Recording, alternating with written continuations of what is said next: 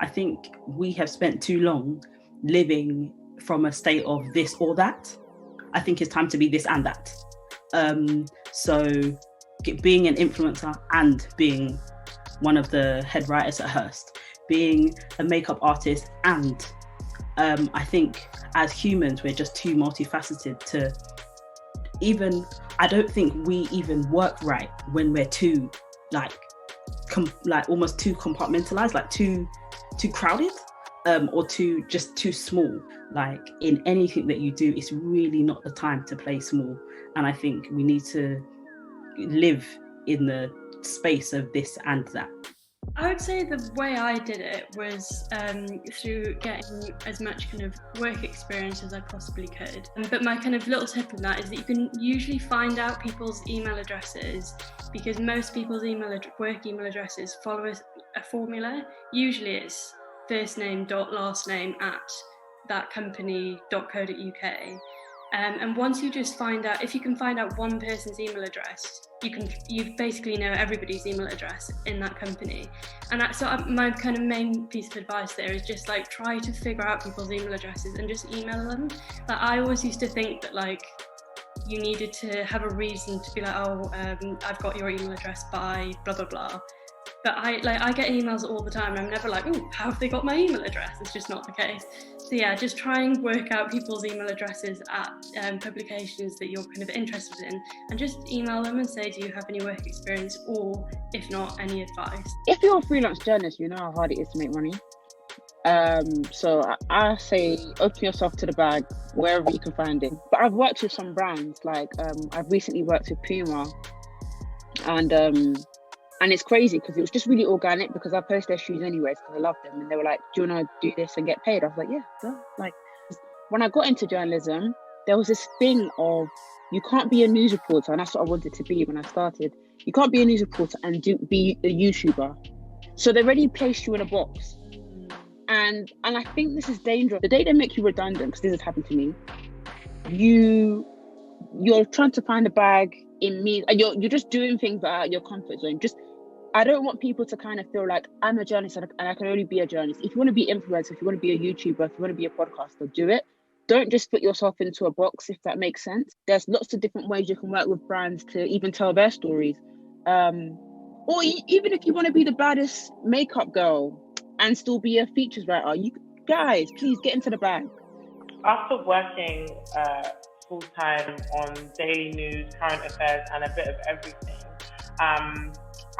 I don't know, I guess I just sort of got to the point where, even though it was amazing, absorbing so much information, I wanted to shape my own kind of narrative. And I think that's what's so fascinating about journalism of today. I had a sit down with my editor, and I basically said, I didn't even say I wanted to freelance. I said, I want to work on my own stories. I want to decide what they look like and how they sound.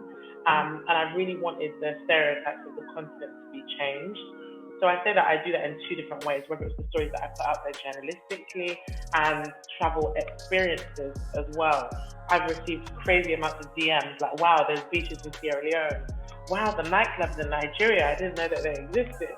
So it's funny to see how I've done that both as a traveler and as a journalist. And it's just been so incredible to find a way of giving back. And I guess that is literally giving the interviewee that mic and letting them share their own story. I guess joining this place, it was interesting because I did an interview for the job like at some point in 2019 probably, and then didn't get it and stayed where I was, and then got a call earlier last year and got offered a job. But sometimes when you go for an interview and you feel like I felt like that went well, why haven't you given me the job? What's going on?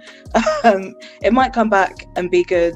It might work out for you in the end. And then also making sure that I have the space to do stuff that I want to do on the side as part of the sort of informal interview, saying that if I was to join you and take up this job offer, would I still be able to write for other publications?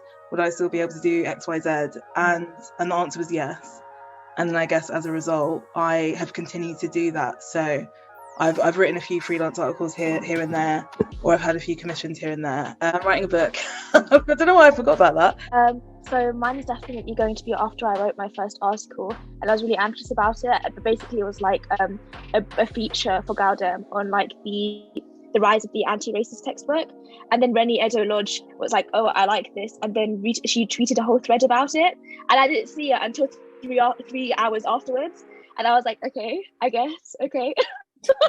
Highlight, I'd say 2 main ones. One, when I interviewed Broderick Hunter, who is lovely to look at, by the way. I'm there with my questions like this and saying, yeah, okay, and it's all happening. But yeah, Broderick Hunter was great, and also having In Other News featured in Forbes in December.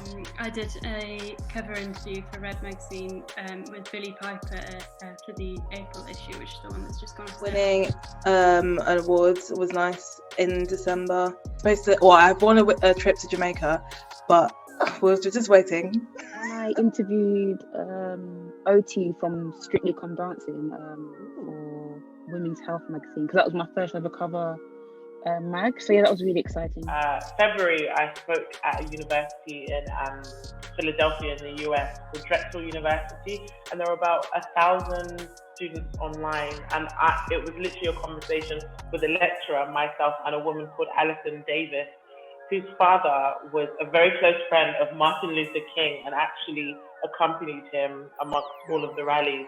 And Alison Davis is also the founder of the National Association of Black Journalists. So to be on a panel with someone like that was a bit like, what? Like, I was personally asked to do that, and that was incredible.